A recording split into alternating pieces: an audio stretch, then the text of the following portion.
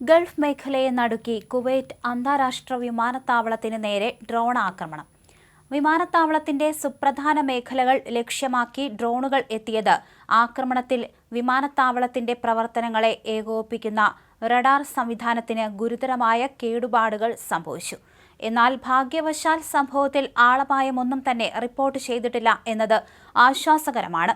Kuwait civil aviation authority വക്താവ് അബ്ദുള്ള അൽ രാജ് നൽകുന്ന വിവരങ്ങൾ പ്രകാരം ഒന്നിലധികം ഡ്രോണുകൾ ഉപയോഗിച്ചാണ് വിമാനത്താവളത്തെ ലക്ഷ്യം വെച്ചത്. വിമാനങ്ങളുടെ പോക്കുവരവ് നിയന്ത്രിക്കുന്നതിൽ നിർണായക പങ്കുവഹിക്കുന്ന റഡാർ സ്റ്റേഷനു നേരെയാണ് ഡ്രോണുകൾ പതിച്ചത്. വലിയ സ്ഫോടന ശബ്ദം കേട്ടതോടെ വിമാനത്താവള പരിസരത്ത് പരിഭ്രാന്തി പരന്നു. റഡാർ സംവിധാനത്തിന് തകരാർ സംഭവിച്ചതോടെ വിമാന ഗതാഗതം താൽക്കാലികമായി തടസ്സപ്പെടുകയും ചെയ്തു. ആക്രമണം നടന്ന ഉടൻ തന്നെ കുവൈറ്റ് സുരക്ഷാ സേനയും അടിയന്തര വിഭാഗങ്ങളും സ്ഥലത്തെത്തി.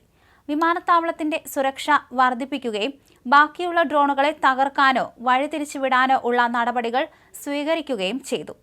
റഡാർ സംവിധാനത്തിനുണ്ടായ തകരാർ പരിഹരിച്ച് വിമാന ഗതാഗതം പുനഃസ്ഥാപിക്കാനുള്ള തീവ്ര ശ്രമത്തിലാണ് സാങ്കേതിക വിദഗ്ധർ.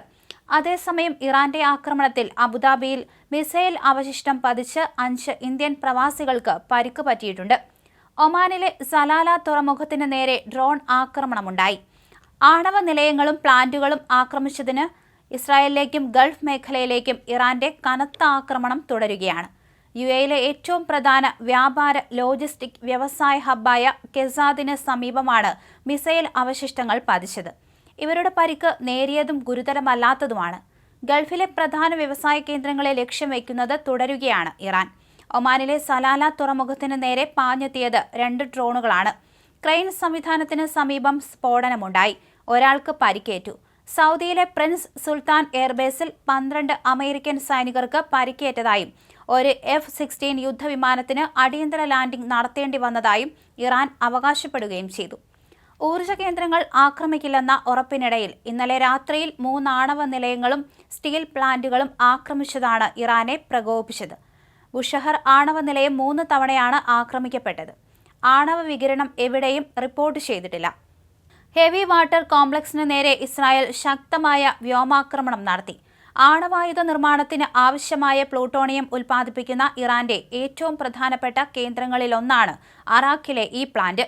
ലോകത്തിന് ഭീഷണിയായേക്കാവുന്ന ഇറാന്റെ ആണവ പദ്ധതികളെ തടയുന്നതിന്റെ ഭാഗമായിട്ടാണ് ഈ സൈനിക നീക്കമെന്ന് ഇസ്രായേൽ പ്രതിരോധ സേന വ്യക്തമാക്കുകയും ചെയ്തു. കഴിഞ്ഞ ജൂൺ മാസത്തിലും ഇതേ പ്ലാന്റിന് നേരെ ഇസ്രായേൽ സമാനമായ രീതിയിൽ ആക്രമണം നടത്തിയിരുന്നു. അതേസമയം ആക്രമണം നടന്ന ആണവ കേന്ദ്രത്തിൽ നിലവിൽ വികിരണ ഭീഷണിയോ ആളപായമോ ഇല്ലെന്നാണ് ഇറാനിയൻ അറ്റോമിക് എനർജി ഓർഗനൈസേഷന്റെ പ്രാഥമികമായ നിഗമനം. എന്നാൽ തങ്ങളുടെ ആണവ പദ്ധതികൾക്ക് നേരെയുള്ള ഈ കടന്നുകയറ്റത്തിന് ശക്തമായ തിരിച്ചടി നൽകുമെന്ന് ഇറാൻ പ്രഖ്യാപിച്ചതോടെ പശ്ചിമേഷ്യയിൽ വീണ്ടും യുദ്ധഭീതി പടരുകയാണ്.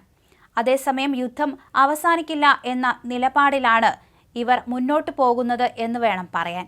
അതുകൊണ്ട് തന്നെ ഹോർമൂസിലടക്കം പ്രശ്നം പരിഹരിക്കപ്പെടാത്ത അവസ്ഥയാണ് നിലവിലുള്ളത്. കഴിഞ്ഞ ദിവസമാണ് ടെഹ്റാനിലുടനീളം ഇസ്രായേൽ ആക്രമണം നടത്തിയത്. 5 ദിവസത്തേക്ക് യുദ്ധം ഇല്ല എന്ന് ട്രംപ് പറയുമ്പോഴും അതിന് പിന്നാലെ പല തന്ത്രങ്ങളും പയറ്റിക്കൊണ്ടിരിക്കുകയാണ്.